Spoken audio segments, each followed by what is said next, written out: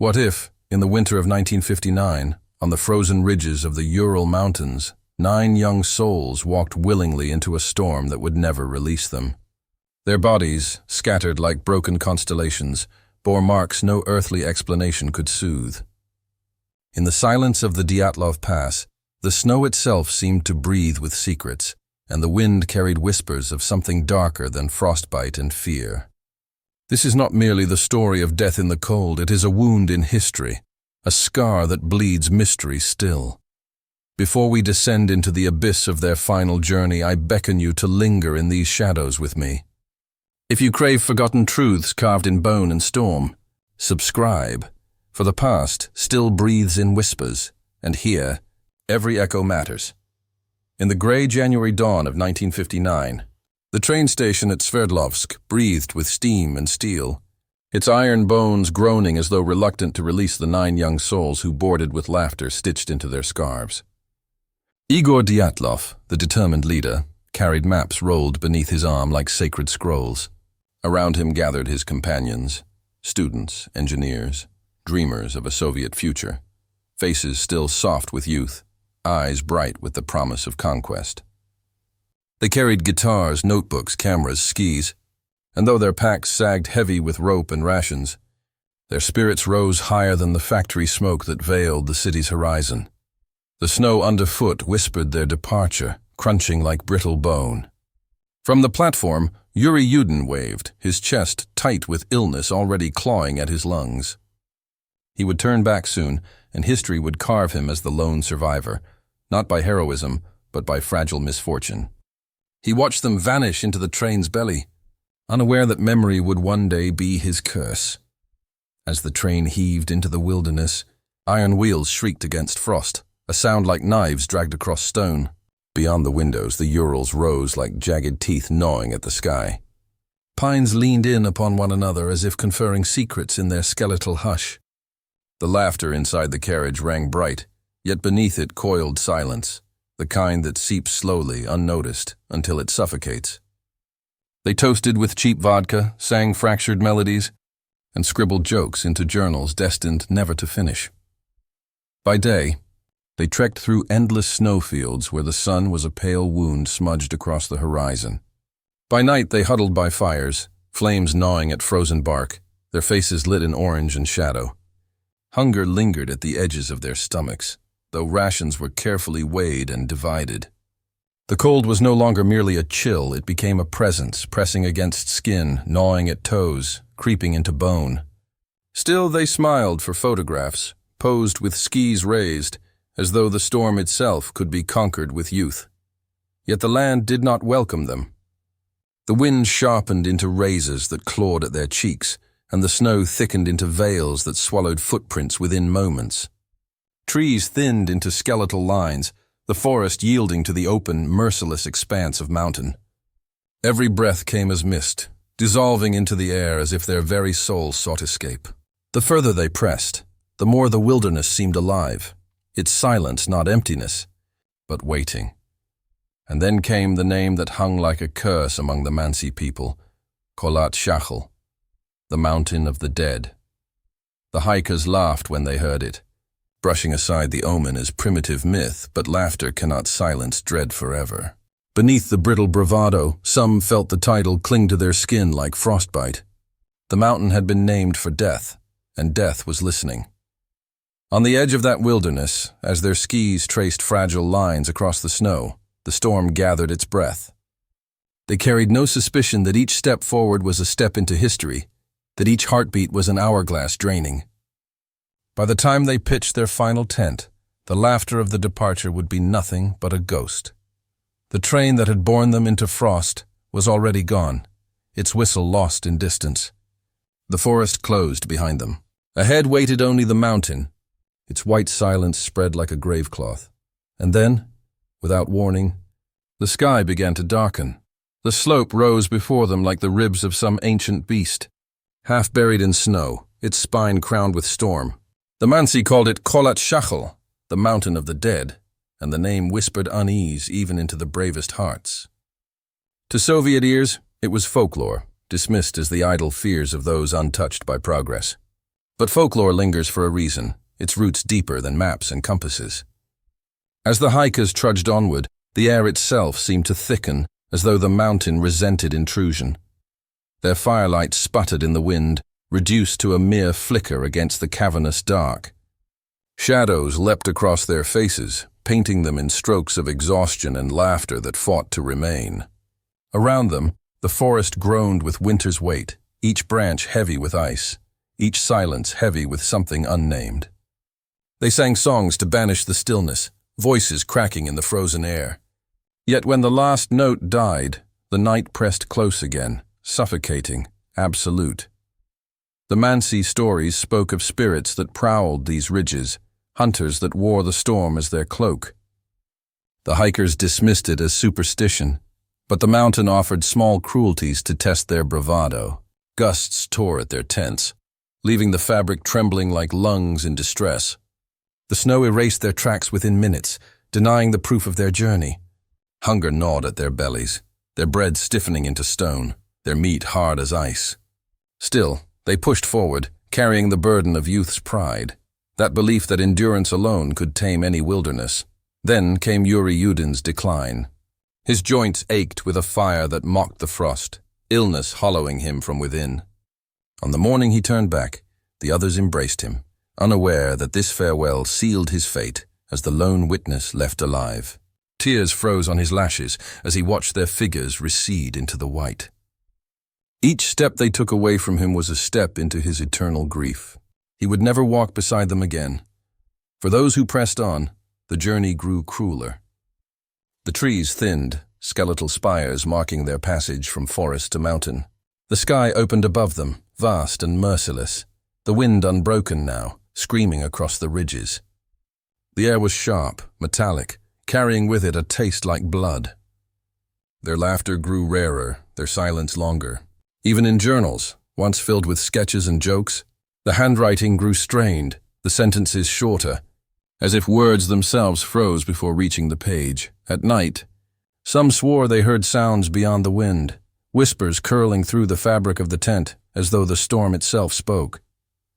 One dreamed of figures moving in the snow, faceless, silent, watching. Another woke with the sensation of being followed, though the drifts lay untouched outside. They spoke little of these things by daylight, unwilling to admit the seed of dread that took root in the marrow.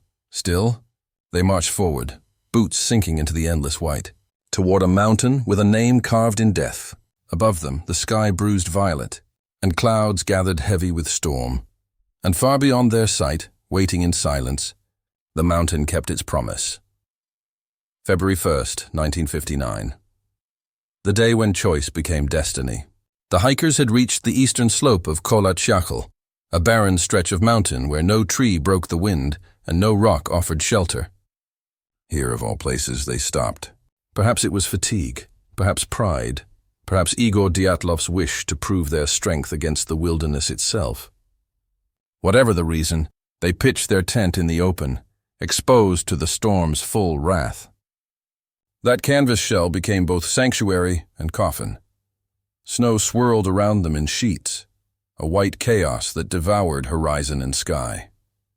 The mountain breathed cold into their lungs, scraping their throats raw, turning words into vapor that vanished before they were heard. The tent strained under gusts like claws, its fabric shuddering as though alive with fear. Inside, 9 bodies pressed close, their warmth battling the encroaching freeze. They played cards, scribbled in journals, and tried to laugh, but each gust rattling the canvas sounded like a warning. The storm grew louder as night thickened. Outside, visibility fell to nothing. The world dissolved into a suffocating whiteness. The fabric of the tent snapped and wailed, each sound a reminder of the thin veil between them and death. Diaries written that day captured fragments, complaints about weather, fatigue, hunger. But the words halted here, a cliff where language itself stopped. History's record ends with those unfinished sentences. Later, rescuers would stand at this very site, their boots sinking into drifts, and stare at what remained. The tent was found ripped open from within, as though its occupants had clawed their way out in frenzy. Blankets, boots, food, and journals were abandoned, left in hurried disarray, Tracks in the snow led downhill, barefoot prints, socks pressed into ice, steps scattered as though made in desperation. It was not a retreat, but a flight into the maw of the storm. What terror could drive 9 skilled hikers, hardened to winter, to carve their way out of safety and plunge half-clothed into 40 below night? No bear prowled these heights, no avalanche scars marred the slope. Yet something unseen, something overwhelming, rose against them in that dark hour. Their prints told the story of panic, but panic without predator, terror without form. Inside the abandoned tent, the stove sat unassembled, their boots aligned as if awaiting morning. It was a scene of interruption, a moment frozen mid-breath. Whatever came upon them, it came suddenly, violently, enough to shatter reason. The blade that tore through the canvas was not aimed outward, but inward, an escape from within. The rescuers whispered among themselves that the silence felt wrong there, as if the snow remembered and withheld its secrets. 9 figures fled into that night, their breath stolen by the mountain, their hearts pounding with a fear so raw it left no words behind. It was not until weeks later, after families pleaded and the state reluctantly dispatched search parties, that the mountain gave up its first fragments of truth. On February 26th, rescuers found the tent, a scar of canvas half buried in snow, its sides slashed open from the inside. But it was not until they followed the faint tracks downhill that the horror truly began to surface. At the edge of the forest, beneath the skeletal embrace of cedar trees, the first 2 bodies lay stiff in snow. Yuri Krivonishenko and Yuri Doroshenko, stripped almost bare, their feet exposed, their hands shredded as if they had clawed at bark in desperation. Their faces were frozen in contorted grimaces, teeth bared against a silence no scream could break. Between them smoldered the remnants of a fire, branches snapped and piled, as though they had fought to summon warmth against the unyielding void. Yet even flame had abandoned them. It was ashes they clutched when death came, not far away. 3 more figures were found, Igor Dyatlov, Zinaida Kolmogorova, and Rustam Slobodin, fallen in staggered intervals between tent and forest, as if each had crawled, stumbled, collapsed one by one, reaching for salvation they would never touch. Igor lay with fists clenched, head turned back toward the mountain as if defying it still. Zina's body was twisted in agony, her flesh hardened to marble. Rustam bore strange injuries. His skull cracked with the precision of a hammer blow, though no weapon was near. No enemy in sight. For weeks the mountain held the remaining 4, refusing to relinquish its darkest secrets. Only in May, when snow began to melt, did rescuers discover them in a ravine deeper within the forest, buried beneath several feet of ice. Their deaths were crueler still. Lyudmila Dubinina's chest was caved in, her ribs shattered as though crushed by a force beyond human strength. Her eyes were gone. Her tongue had been severed. Beside her, Semyon Zolotaryov bore the same devastating fractures, ribs collapsed inward, but with no wounds upon the skin. Nikolai Thibault Brignol's skull was fractured, as if by a blow unseen. Alexander Kolevatov's body was twisted in unnatural repose, his features distorted into silence. There were no footprints around them, no signs of struggle, no blood in the snow. The forest floor offered no answers, only the bodies themselves, mutilated by violence that nature alone could not explain. Investigators whispered of forces unknown, of energies that left radiation upon clothing, of pressures that mimicked an explosion without flame. The corpses were riddles carved in ice, their wounds mocking every rational attempt at reason. The searchers, hardened men who had seen war, left the site pale and broken in spirit. Some refused to speak of what they had witnessed, claiming the mountain itself felt alive, hostile, as though the air thickened with warning. The investigators filed their reports, clinical words that failed to capture the dread that seeped into their bones. And yet, in the forest, silence reigned. The mountain had surrendered the bodies, but not the truth. 9 souls lay scattered across snow and ravine, and still no voice dared to ask aloud what hunted them in the night. When the bodies were carried down from the mountain, the Ural winds still gnawed at the slopes as if reluctant to let go of its prey. In Sverdlovsk, Coffins were lowered into the frozen earth under the watch of grieving families, though many were forbidden to gaze upon their dead. The Soviet authorities wrapped the incident in silence, as though mystery itself were classified. What leaked from the investigation only deepened dread. The first explanation, whispered, was avalanche.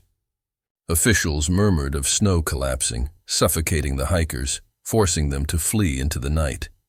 Yet rescuers swore no avalanche scars marked the slope, and the tent remained half-standing, pinned in place by skis. The footprints that trailed down the mountain spoke not of chaos, but of order, lines of steps that dissolved only as snow reclaimed them. How could terror strike so sudden, yet leave such calculated retreat? Others invoked katabatic winds, a fury of air cascading down mountains, disorienting and suffocating all in its path. But such winds, though deadly, did not shatter ribs like glass or tear out tongues. The injuries upon Dubinina, Zolotaryov, and Thibaut Brignol demanded an explanation far more sinister. Some investigators hinted at tests, military experiments, secret weapons unleashed upon unwitting travelers. Fragments of radiation on clothing seemed to murmur agreement, yet no official dared to confirm. The Cold War's shadow fell across the case, cloaking truth in red tape and fear. And then there were the theories that clawed at the edges of reason. Strange lights had been reported in the skies of the Urals that winter, glowing orbs drifting above the peaks, silent, patient. Witnesses spoke of fireballs streaking across the heavens, unbound by natural law. Could something not human have descended upon them? The state ignored such whispers, yet the rumors spread like frost through cracks. Among the Mansi, the explanation was simpler, older. The hikers had trespassed upon sacred ground, the mountain of the dead, and the spirits had exacted their toll. No force of avalanche, no secret weapon, only vengeance, ancient as the stones themselves. When searchers trudged into Mansi villages seeking answers, they found only silence and eyes that would not meet theirs. Some truths were not to be shared with outsiders. For Yuri Yudin, the sole survivor who had turned back sick before the tragedy, torment became a lifelong shadow. He spoke of his friends with trembling voice, always ending with silence. Had I not left, he confessed years later, I would have died with them. Survivor's guilt carved its hollow place within him, a grief heavier than snow. Carried until his final days. The Soviet inquiry closed in May 1959 with a phrase colder than the mountain itself. Compelling natural force. The words mocked reason, satisfied no one, and left families clutching coffins of riddles. Behind closed doors, officials locked away files, sealing questions in ink and silence. But silence breeds ghosts. And the Dyatlov Pass Incident became not a tragedy buried, but a legend resurrected again and again, each theory darker than the last. And still, beneath it all, the question remained. What stood outside that tent on the night the storm devoured them? Years unraveled, but the storm that had swallowed the 9 never truly ended. The Dyatlov Pass became more than a place. It became a wound carved into the white wilderness, a scar etched upon maps and in memory. Hikers returned, drawn by a morbid fascination, their footsteps echoing in the drifts, where silence once consumed screams. Many swore the air there was unlike anywhere else, thicker, watchful, as though the mountain itself breathed with an unseen presence. Locals whispered of lights dancing across the sky, fiery orbs that lingered above the peaks before dissolving into ash and night. Others claimed to hear footsteps in the snow that matched their own, shadows pacing just beyond sight, vanishing whenever eyes dared to turn. The mountain had become haunted, not by ghosts in chains, but by something colder, an atmosphere heavy with unfinished stories, with breaths cut short, with lives frozen mid-step. Artifacts of the expedition only deepened the unease. The broken stove, the torn canvas, the scattered journals, all became relics too heavy with silence to rest easy. A line in Igor's diary trailed off, mid-thought, like a candle snuffed before its flame revealed the room. Lyudmila's final notes were cheerful, mocking the storm, unaware her words would soon be orphaned. To hold those fragments was to feel the weight of absence, the unfinished sentences screaming louder than any recorded testimony. Even the rescuers carried scars of their discovery. Some confessed years later that they felt hunted as they searched. The forest was listening, one admitted, his voice breaking. Others never spoke of it again, their silence louder than words. Among the soldiers sent to guard the site, rumors spread of sickness, of strange dreams, of whispers curling through tents at night. Few returned willingly to that slope. The incident seeped into folklore, half fact, half nightmare. For some it was Soviet secrecy, radiation, weapons, experiments gone awry. For others, it was proof of visitors from the skies, those same lights reported by villagers lingering like omens. And to the Mansi, it remained nothing more, nothing less, than the inevitable curse of trespass upon sacred ground. In every telling, the mountain was no mere backdrop, but a predator, devouring those who dared its silence, and yet, despite the warnings, more returned. Journalists, adventurers, truth-seekers, all chased the shadow of 9 lost lives, hoping to carve clarity from snow. But clarity never came. Each footstep into Dyatlov Pass only deepened the riddle. Each whisper of wind against tent fabric was reminder that the mountain did not forget. Even today, when the snow sweeps across that slope and the night swallows sound, those who stand there say they feel it. The eyes of the lost, the breath of the storm, the silence of a secret that refuses to die. And somewhere in that silence, the mountain waits, as if hungering still. Decades have passed. Yet the Dyatlov Pass remains a graveyard where snow buries both bodies and truth. The wind that screams across Kholat Shakal has not softened. It still claws at skin, still rattles branches like bones straining against earth. Those who wander there today find no peace. Only echoes of laughter frozen in time. Journals stopped mid-sentence, and the phantom weight of 9 souls pressing against the present. The Soviet archives, when opened years later, revealed little but redacted lines and hollow conclusions. Compelling natural force, the phrase remains etched like frost upon history, cold, indifferent, and empty. Files were missing, photographs altered, testimonies silenced. Bureaucracy built a coffin for truth, sealing it in ink and dust. Families grew old without answers, clutching portraits of faces forever young. Mothers whispered their children's names into graves, unanswered by state or storm. Artifacts remain, talismans of dread. A boot found stiff with ice, a diary page smudged by wind, a piece of fabric scorched with radiation none could explain. In museums and private collections, these objects rest behind glass, yet they are not still. They thrum with memory, with the breath of those who once carried them. To gaze upon them is to feel the mountain's hand pressing coldly against the shoulder, reminding the living of what it has taken. Generations now inherit the legend like blood passed through veins.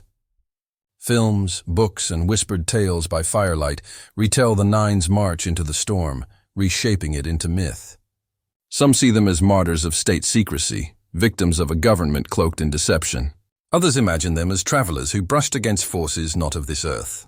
And still others keep faith with the Mansi truth, that they walked upon forbidden ground, and the mountain collected its due. But none can deny the weight that lingers.